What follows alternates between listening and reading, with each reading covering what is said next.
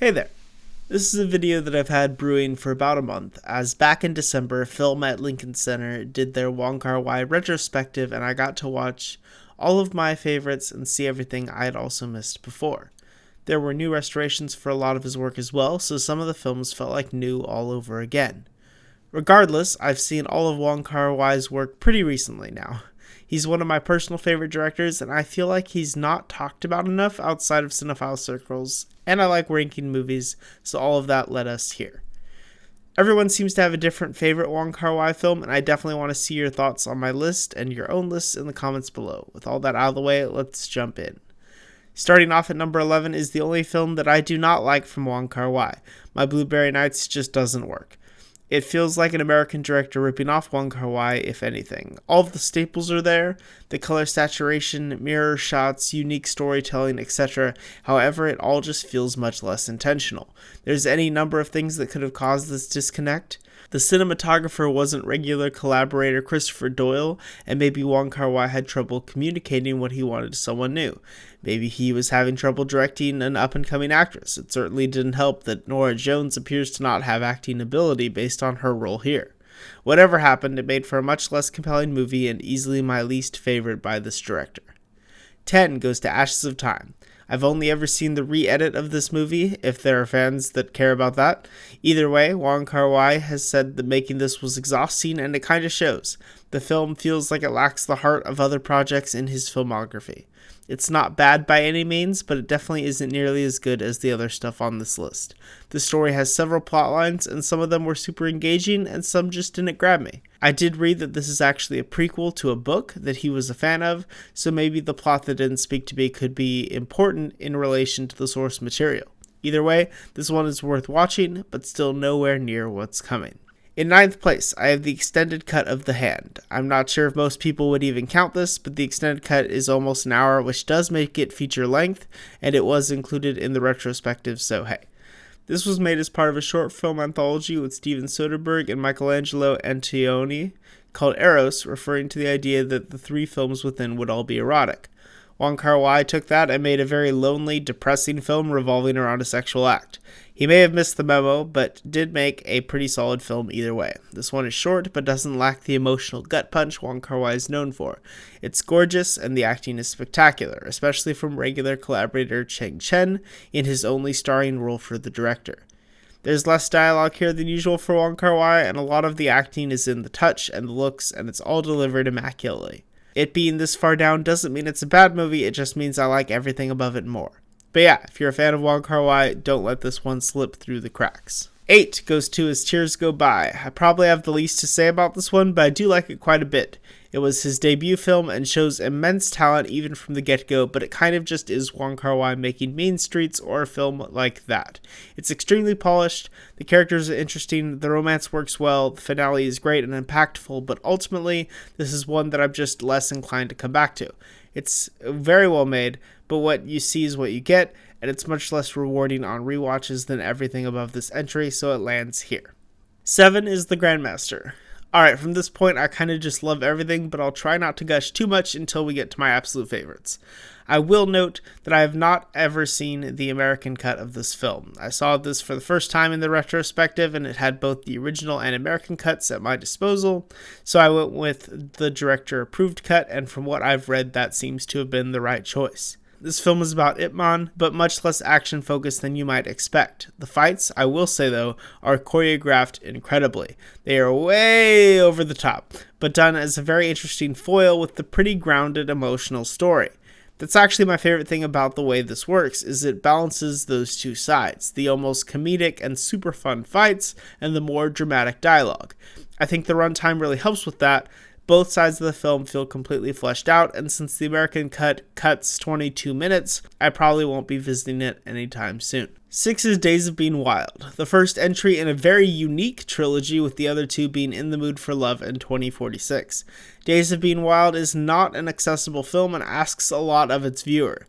The character who is arguably the lead is pretty unlikable and relatively hard to understand. The film takes its time even giving an opinion on his actions, and all of that makes for a first viewing that is pretty difficult.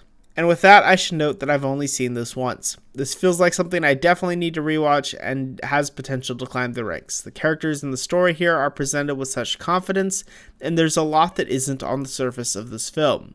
This really is a movie about hurt people, hurting people, and the way the cycle inevitably and finally breaks is delivered in one of the single greatest lines of dialogue that I've ever seen. So yeah, I definitely need to see this again. I really liked it. I was just unsure of where it was going, and it wasn't an easy watch by any means, and so currently it ends up here. 5. Fallen Angels. It hurts me not to put this higher. The first time I saw it, I was in absolute awe, but over time I've come to like it ever so slightly less than I used to, particularly Wong Chi-ming's story. If you don't know about these movies, well, first, I don't quite know how you got here, but either way, this and Chungking Express, which we'll get to later, form a pair of sister films where both entries tell two tangentially related stories of romantic longing. So between the two films, 4 stories of romantic longing are told, if that makes sense. They vary greatly in their content and ideas, but that's the through line. One of the 2 stories for this film is about a killer going about his daily job and the girl that loves him. It comes to a head nicely, but the steps to get there have become less exciting to me over time. They're intriguing on a first watch and less so subsequently. It gets better once it starts focusing on his lover, however. The way her emotions are captured are very in-your-face, visceral, and uncomfortable. The other half of this film, though, is one of the greatest stories Wong Kar Wai has ever told. Ho Chi-moo is a wonderfully crafted character brought to life by Takeshi Kaneshiro. His story is funny and tragic and beautiful, and it's just super great. There's a very famous sequence that's almost a detour, but also absolutely integral to the film about Ho Chi-moo and his father, and the way the resolution of that subplot is presented is incredible. It's not what happens, it's the words said and unsaid. It's the stuff between the lines. That's what makes the sequence, and maybe even the greater Wong Kar Wai catalog, so great. In 4th place is Happy Together. This might just be the most Wong Kar Wai film. The color choices, time play, internal monologuing, saturation, unique cinematography choices, it's all here, and it's turned up to 11. Some of this is done to great effect. The freeze frame where our 2 leads touch is one of my favorite moments in the entire filmography. Other choices, the sequence of the city upside down, for example, feel a tad overindulgent. Luckily, the choices I loved greatly outweighed the choices I thought were too much. This is a very lonely director at perhaps his loneliest. This film is very sad at times. I will say the growth the lead goes through is one of the more hopeful endings Wong Kar Wai has come up with.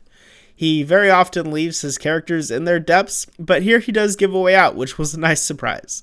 I think that if there is one film from Wong Kar Wai's filmography that more should see, it's probably this one. The devastating romance is accessible enough that a general audience would find a lot to love, and the confident filmmaking is ever present if you're into film as an art form. This seems to be becoming a lot of people's favorite by Wong Kar Wai, and I can definitely understand it. I do love it, just not as much as these next 3. 3 is 2046. What a movie. The end of Wong Kar Wai's unnamed aforementioned trilogy is as lovely as it is miserable. If you view In the Mood for Love as the central work of the 3, this is a 2-hour epilogue. But viewed on its own, it is much more than that. Tony Leung is in his feels in this one, and the ideas explored about self-realization and self-destruction are realized to a great effect. The film is absolutely an experience. Of my top 3, this is the one I saw most recently and have rewatched the least, and I definitely could see it going up. I love everything here. The style and craft, the feeling of seeing things you're not supposed to, the lead's arc in both reality and his mind, the way this film confronts things that we don't want to talk about, the way this film also comforts the viewer every step of the way. 2046 is also the name of a book within the movie, and the character writing it gets more out of his 2046 the more he gives to it. I think it's the same for the viewer and the movie. Really sit with this and see what it has to say, and you might find a very rewarding experience. 2 is In the Mood for Love. This is usually at the top of critic lists, but I promise it's not in second place just to be contrarian. I do hold first place higher, but I'll talk about that in a sec.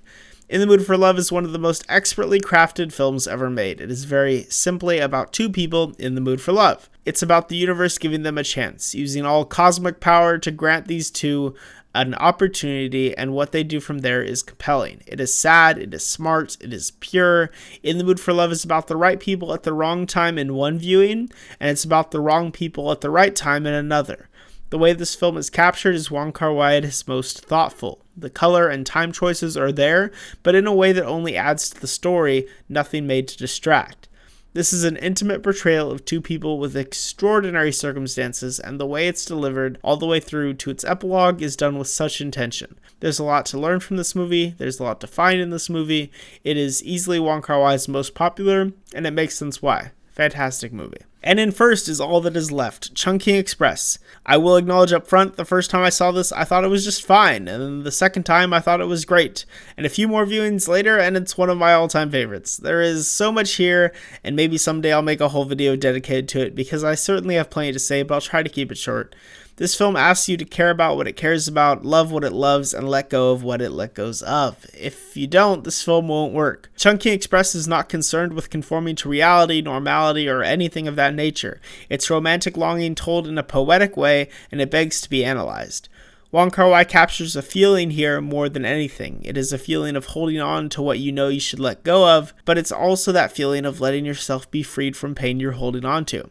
It's about love as an idea more than an action, and it's shown in all its metaphorical, fantastical glory. This is one that I could break down with every cinematic choice and celebrate them all, the visual and sonic motifs, the time visually passing by our characters, the slow motion to capture these moments when our characters pass within 0.01 centimeters of each other. But I think that might just defeat the purpose. I've been coming back to a quote from The Prestige a lot recently. The secret impresses no one, the trick you use it for is everything. Wong Kar Wai's filmmaking is consistently interesting, confident, what have you, but the way it's used here is something that just resonates with me in a way that's hard to describe. Watching this movie fills me with such joy and reminds me why I fell in love with film in the first place. Well, that may not be the most insightful analysis I've ever given, but I did warn you I'd be gushing.